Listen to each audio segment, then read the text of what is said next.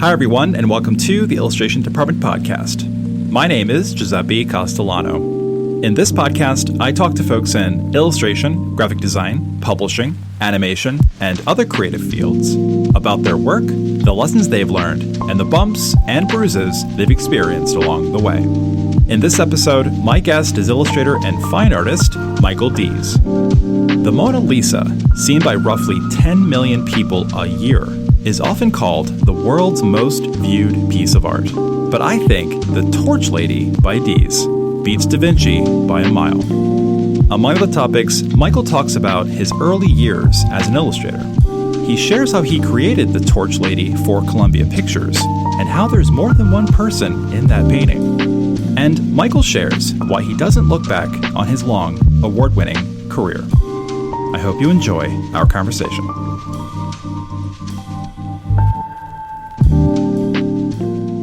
In what year did you officially start your illustration career? I don't know if it started officially. If there was any official start date to it. I think it was probably 1977 or 78. Okay. Actually, it might even been earlier than that now that I think about it. I was a freshman, and I know I was doing some jobs even then. So it might have been 1974, 75. But I don't really, it's not like I really knew I was going to be an illustrator. I was just doing it to make some money and pay my tuition. Did you have an idea of what you were going to be at that point? Not really. I thought, if anything, I would be in fine arts. I was majoring in fine arts, so I had hoped to be a painter. But I just gradually started doing illustration work because I was very good at rendering things, and in those days that was, a valuable skill. So I started doing some illustration work, I guess, when I was a freshman in college. Where did those first assignments come from? Oh gosh, there was an agent who saw my work, and he kind of glommed on to me, and one was for the Volkswagen Rabbit. It was an advertisement. I had to paint little tiny rabbits around a Volkswagen, and there was an airbrush artist in Detroit who would airbrush the car, paint chrome and metal and rubber, but he couldn't paint animals, so I had to do the rabbits sitting on a car, on a Volkswagen Rabbit. By the way, you just missed a phone call from a potential client. Sorry about that. Wouldn't you know it, my phone doesn't ring for hours, and then all of a sudden it rings now. So, but go ahead, please. Michael, that is how it goes, man. Yeah. Every time. After graduating from Pratt, did you just essentially just say, okay, now I'm an illustrator, I need to focus more on this? Or how did it just become a thing you did? It wasn't a smooth transition. In art school, I had a really terrible time, to be honest with you. I was a fine arts major, and they had no use for realism at all in the 1970s. So I actually dropped out of Pratt twice. The second time I dropped out in the middle of my senior year. I was close to graduating. I just had enough of it. But the faculty was not at all inclined towards realism. They kept telling me to loosen up and get more conceptual, and students who did the conceptual work were getting all the praise, and anybody who wanted to paint realistically was kind of ostracized. I'm not exaggerating. You can ask anybody who was in art school at that time. It seemed to have been like not just Pratt, but a lot of the major art schools. Yeah. So I dropped out, and I was getting work as an illustrator. Little textbook illustrations, spot illustrations, here and there for magazines. But gradually the jobs got better as my work improved. So it wasn't that I made a conscious decision to be an illustrator. It was just a way to pay the bills. Right. And I kept thinking, well, I'm going to be a painter someday and paint my own paintings. But that really didn't happen until more recently. I've been doing my own work. But for the most part, I got consumed by illustration. It only took 35, 40 years, so yeah. They say it takes something like 10,000 hours to become an expert at something. I don't know what that comes out to be in years, but it did take me about 10 years to get very, particularly any good at all with oil painting. Oh, we'll talk more about that later for sure. What do you remember most about that time? Late 70s, early 80s. Were you actively going out looking for work? Did it start coming your way through word of mouth? How did that? I was very fortunate that a lot of the work did sort of come my way. It seemed to be people would hire me and they would be pleased with the work, and somebody else would see it and then they would ask who did it. So eventually I got an agent. Bill Erlacher was his name, and he called me. But I was very fortunate in those days that the work did sort of come to me. Did you find any one particular industry easier relative to the others or harder? Like, for example, editorial was more difficult because you are an oil painter. It takes more time. Yeah, I didn't do that much editorial work. Mostly book covers and postage stamps, as you mentioned. I did some pharmaceutical work, too, which was very lucrative, but it was also very kind of demanding. They wanted very tight deadlines and things like that. Sure. It was more of an advertising illustration. But that was, as I said, more lucrative, but also kind of more demanding. Among the varied clients that you've worked with, which industry would you say gave you the most notes? I think publishing book covers was the most. I don't know whether to be ashamed or proud of the fact I used to paint Harlequin romance covers for a time. There was a source of pride they for would me. give you spec sheets with boxes checked off because they published something like 30 titles a month. So they wouldn't even give you a summary of the book. They would give you a list of details that would be on the cover. So, like, for example, model's hair color would be blonde, brown, or raven, raven-colored hair. So it was kind of a mechanical process with them. But most places I would read the entire book before I did a cover for them. Where were these models coming from? I'm asking for a friend. Actually, I used to use the modeling agencies in New York when I lived in New York. Sometimes I've rarely had the nerve to ask a stranger on the street to pose. I have done it though, and it's when necessary. But generally, I use the modeling agencies in New York, and they had models who were not quite top tier models. They did catalog stuff, and I did meet Fabio once. That was interesting. That's who I had in mind. Of course, he was a little egotistical, as you could imagine. But yeah, surprised. I met Fabio. I never painted him though. But you wanted to? No, I'm kidding. Not really, but he's such a strange-looking guy. But I mean, I could just imagine the notes. Like you bring in, you walk in the painting, or FedEx it, or whatever the heck you were doing, messengering it, and the notes come back to you via fax or a phone call, and they say, "Yeah, we like it, but we need to see more skin." I didn't have that problem with the Harlequins because I generally in most of my jobs I do a very tight sketch before I go to painting because it just saves more trouble down the road. Like if I do a tight sketch, the client knows what they're getting and I know what I'm doing. So I was always produce a couple of sketches. I make a point of submitting 2 sketches because if you just give 1, it's not enough, and if you give 3, it's too many. And they can't make up their minds. But if you give them 2, then they can eliminate 1 and choose the other, and that seems to work pretty well. Yeah, my trick that didn't work all that well, whenever I was designing a book cover, and for whatever reason, the editor or the publisher would ask to see more than one version, which wasn't often. It was usually just, design a cover, let's see it. But sometimes, especially for the bigger books, hey, let's see 3 versions. Really? 3? Yeah. That seems, I always found that kind of deadly, but. Yeah, it was. The first one, I always, I would design the first one, which was the one I liked. Yeah. I designed a second one, which I could learn to love. And the third one was always a throw-in. A throwaway, really. Yeah. I don't know. I would say 50-50 was my record. It would always go with mine half the time. It sounds like a Yogi Berra quote. But anyway. Yeah, and then the one that I would purposely tank, the third one, 25% of the time they pick that one. I never liked giving options. I hated doing options. Yeah. No, it's just more work than benefit. I'm not too big on it myself, but like I said, I find 2 sketches to be optimal. 1 is optimal in my opinion.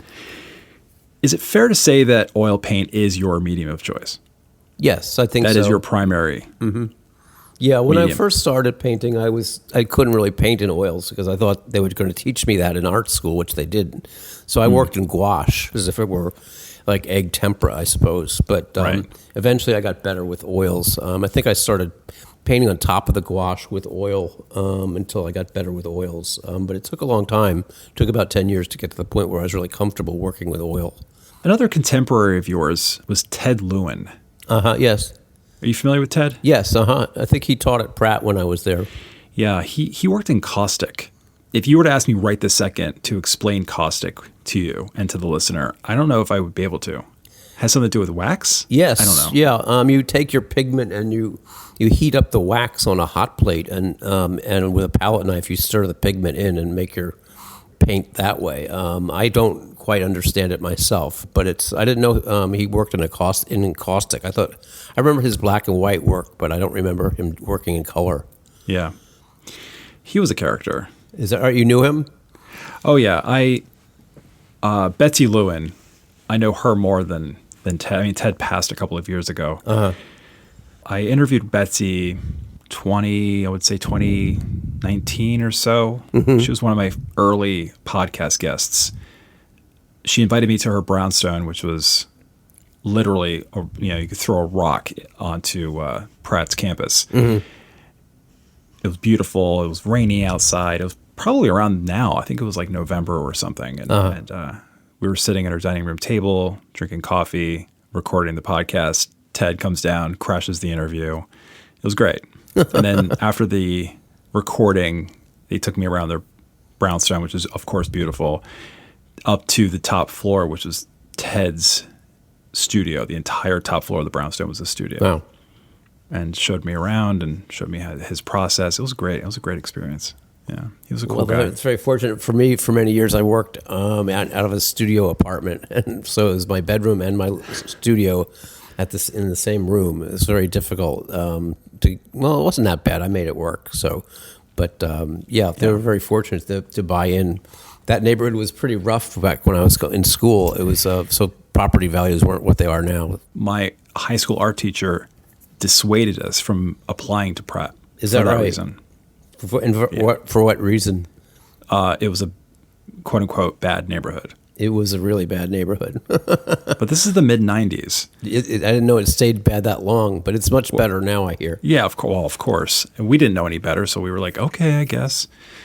But I would have if he didn't say that. And I don't know if I would have gone, but I would have definitely would have applied. When I was there, everybody got mugged. It was a rite of passage, literally. I was the only person I knew that didn't get mugged, but it was a very rough neighborhood.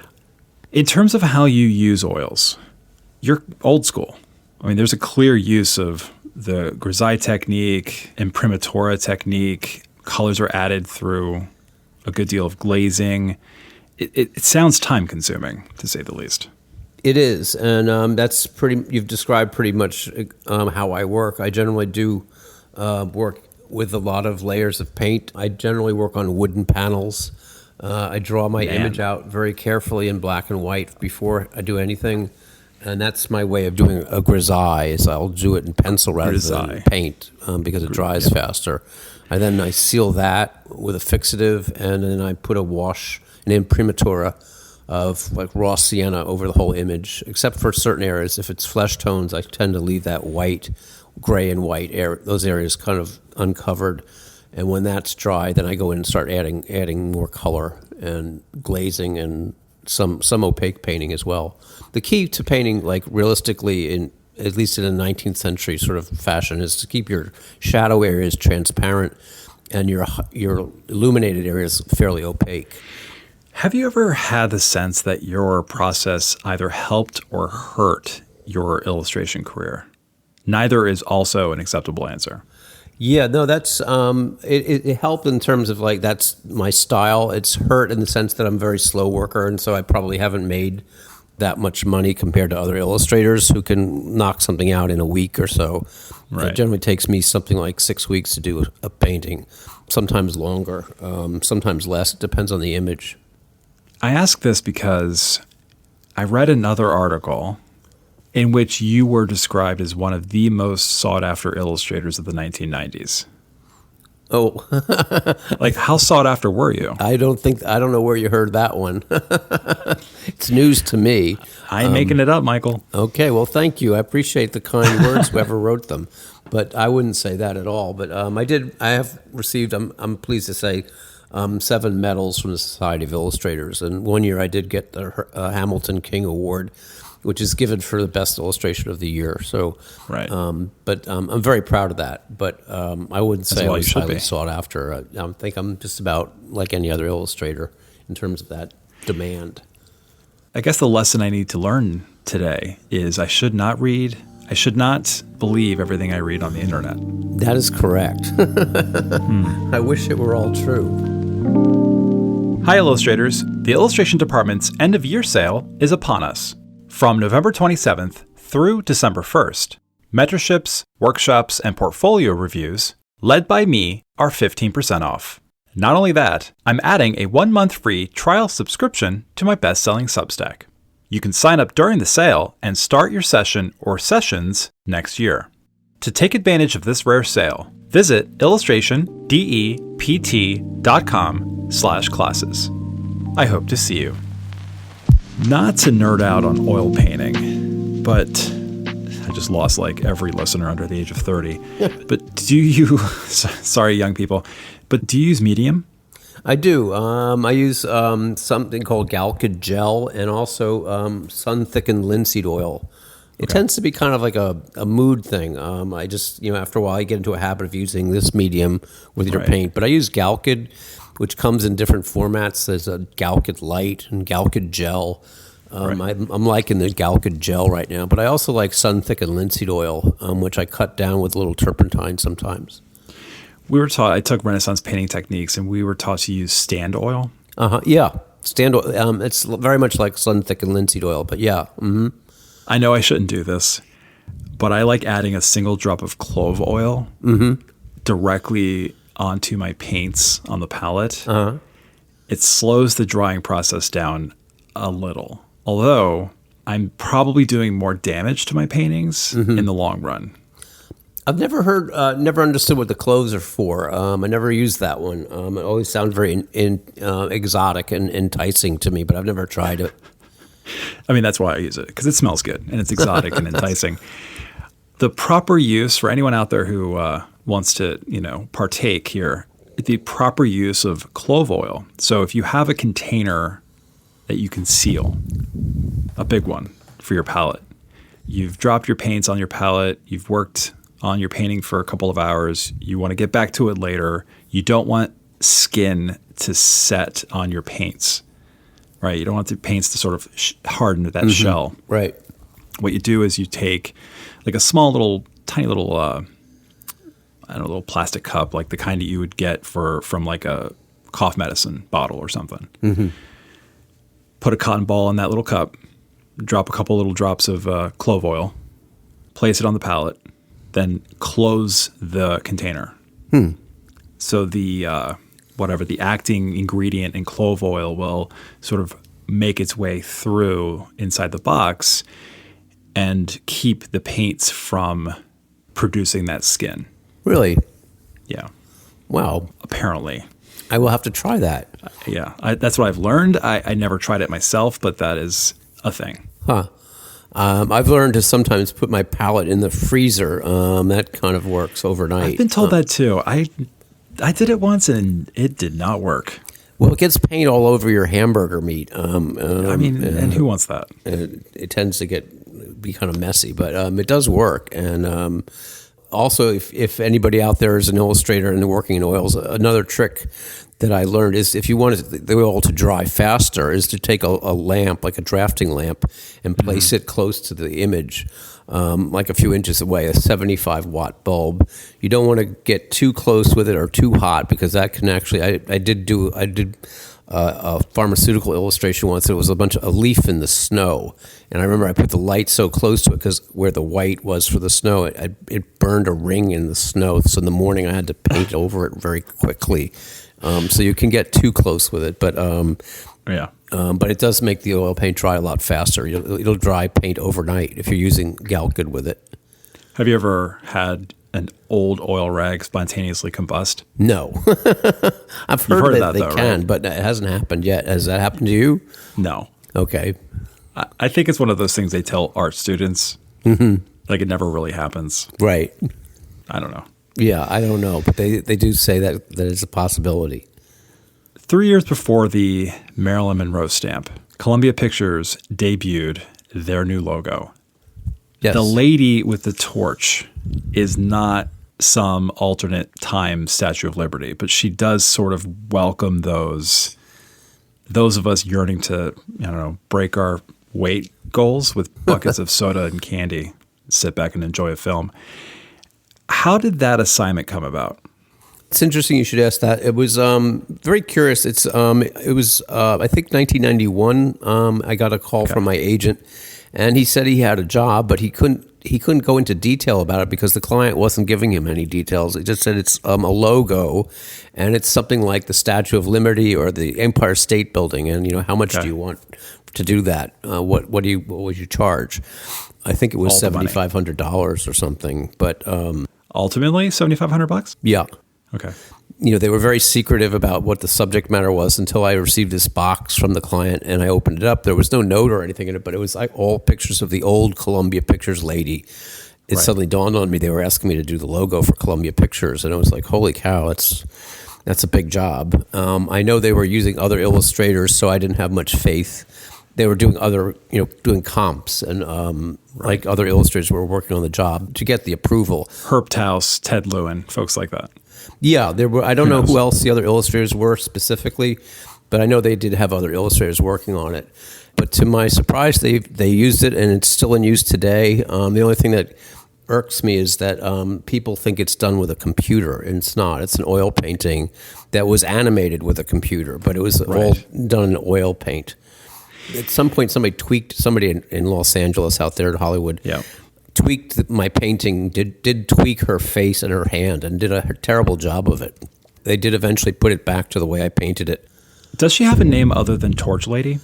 At Columbia, they just call her the Lady. I think that's the term they refer to her by.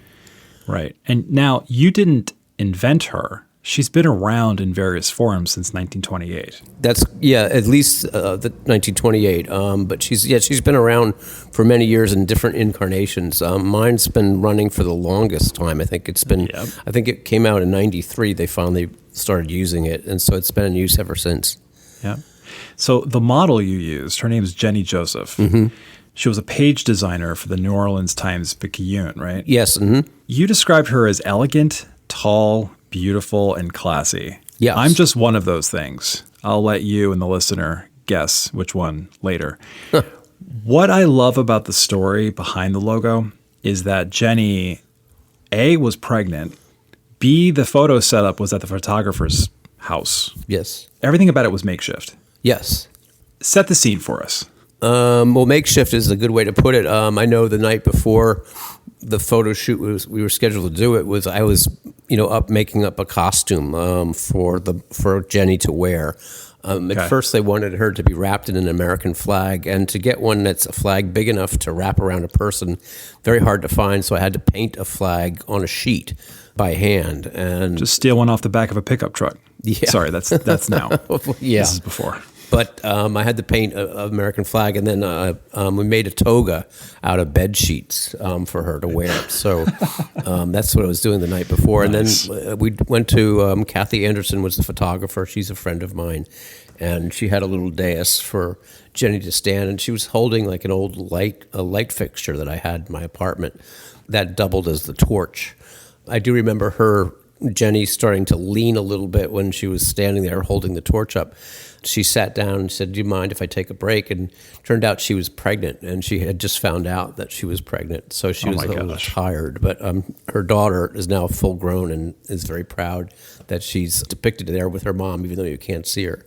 I mean, hello, trivia question. How many people do you see in the Columbia Pictures logo? The correct answer is 2. Maybe not C, but yeah, she was understand that are there. She was present for the photo shoot. The clouds remind me of something Maxfield Parrish would paint. Where are they from? They're from here in New Orleans. It was a particularly dry summer that year, so we didn't have many cumulus clouds. Normally, the clouds here, because we're on the Gulf of Mexico, normally we have very beautiful clouds at sunset. But fortunately, I did see one day a nice, huge cumulus cloud, and I photographed that. But I had to do a lot of improvisation. So some of the clouds are from the photograph, and others are sort of other portions of the clouds are made up, but from imagination. I was trying to do some number crunching on this. Mm-hmm. It's safe to say that your painting is one of the most viewed paintings in the history of art. Mm-hmm. I don't think that's hyperbole. I really don't. I've been told it is like one of the most viewed images in the world. Right. So let me crunch some numbers for you. Sure. What is the most viewed piece of art out there? One of the most viewed, at least. And the Mona Lisa was the first thing that came to mind. So I don't know. I didn't look it up. I'm sure it's in the top 5. Mm-hmm. Maybe it's the top 1. But the Mona Lisa is viewed by 8 to 10 million people a year. Mm-hmm. How many people see a Columbia Pictures or TriStar production, right? Because it's in the beginning of TriStar films as well. The clouds are, yes. Uh-huh. Yeah. Every year. Yeah. And before you answer that, let's keep in mind, this includes the Spider-Verse movies, right? So since 93 to now, I think the answer is upwards of 1 billion people. Really? Wow.